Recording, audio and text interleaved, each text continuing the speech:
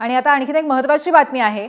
भारतीय जनता पक्षाचे राष्ट्रीय अध्यक्ष नितीन नवीन राज्यसभेवर आल्यानंतर त्यांच्या होम पिचवर म्हणजे त्यांच्या स्वतःच्या विधानसभा मतदारसंघात प्रशांत किशोर यांच्या जनसुराज पक्षाने जोरदार लढत दिली।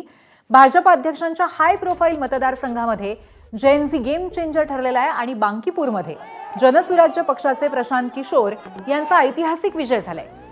गेल्या वर्षी झालेल्या बिहार विधानसभेच्या निवडणुकीत प्रशांत किशोर यांच्या जनसुराज्य पक्षाला भोपळाही फोडता आला नव्हता। पोटनिवडणुकीमध्ये प्रशांत किशोर यांचा विजय म्हणजे भाजपच्या प्रतिष्ठेला धक्का मानला जातोय। हम लोग अकेले जनता ने बड़ा स्पष्ट ये अपनी ओर से और बिहार के लोगों की ओर से ये मत दिया है कि भाजपा के केंद्रीय नेतृत्व को ये सोचना चाहिए, विचार करना चाहिए और बिहार के हित में, बिहार के बच्चों के हित में, बिहार में एक अच्छे व्यक्ति को, चरित्रवान और काबिल व्यक्ति को बिहार की कमान सौंपनी चाहिए।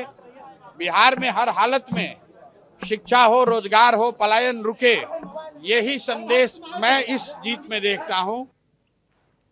आणि प्रशांत किशोर यांच्या विजयानंतर काँग्रेसचे ज्येष्ठ नेते पृथ्वीराज चव्हाणांनी प्रतिक्रिया दिली आहे, पाहूयात। मला वाटतं लोकशाहीच्या दृष्टीने अत्यंत महत्त्वाचा निकाल आहे।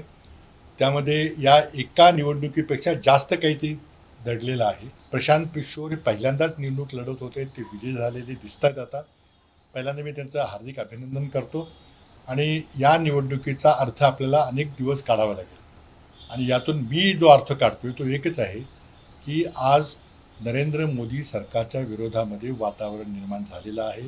विशेषतः युवकांनी या निवडणुकीमध्ये भाजपच्या विरोधी मतदान केलेलं आहे, मध्य प्रदेशमध्ये आणि बिहारमध्ये। हा पुढच्या 2029च्या लोकसभा निवडणुकीच्या दृष्टीने अत्यंत महत्त्वाचा निकाल आहे।